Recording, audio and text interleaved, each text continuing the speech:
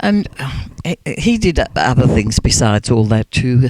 When he was, I think, about 15, his father had, no, he might have been, could have been 16.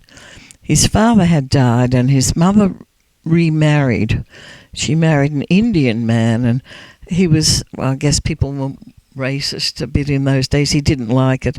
He left home. He went, there was a rodeo, there was a county fair going on. And he went to it, and there was this rodeo outfit. They used to call it the circus, but it was really a rodeo outfit. And they used to go around to the fairs all up and down the coast of New South Wales. Yeah, they had horses, and it was mostly just horses and what we call buck jumpers, they were rough riding. And he went down, he saw this, and he got a job with it and ran off with the circus when he was 15 or 16. And and one of the things that happened to him, they used to go all up and down, and in between, they got paid only when they rode and did the buck jumping, get thrown off and all that. Yes, it wasn't bulls or anything. It was just wild horses, unbroken horses that they would do, and they put on a show. They had a big tent show, and they'd go around from town to town as the fairs opened up. Well, then between the towns, there were long stretches, and it was pretty primitive country, and they had to go over the mountains. And they were going, and the guys had to pack up all the gear and the tents and everything on these big, like, drays or some kind of vehicle that was pulled by mules. And he had a mule team pulling his load. And they went up this steep, steep hill.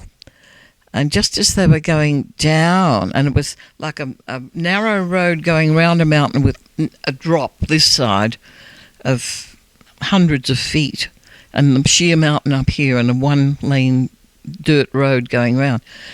And something happened, anyway, to make a long story short, that the mules panicked and started heading headlong down this road, crazy. And he couldn't stop them. He was, just a young teenager, and he's trying to pull the brake, and it was a team of them. He couldn't stop them. So he hung over the side and tried with the weight of his whole body to pull on that brake. And he fell, and one of the wheels ran over and broke his leg. And then he looked down, and he was sure they were going to hurtle over the edge of the cliff. But the stupid mules, they got to where the hairpin bend turned around, and they stopped dead. So he was able to somehow catch up with them with the broken leg. That night he set his own leg. He used to do all his own doctoring. Set his own leg, splintered it up, and rode that night on the show, because the show had to go on. Set his own leg. Yeah. He used to do all his own doctoring.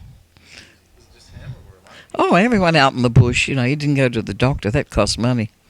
Oh, he used to set the legs of his dogs and everything. Yeah, they got bush smarts, But he had an old horse doctor who used to I don't think he was the real vet, but he knew a lot about horses, and he was called a horse doctor. And my dad had a dreadful cough. Oh, he was coughing. The horse doctor had this cough mixture for the horses, and he gave it to my dad, and my dad took this horse cough mixture, and it made him better. Maybe he wasn't all such an interesting story. He's like a character out of a book. Oh, I know. You have to read the book one day.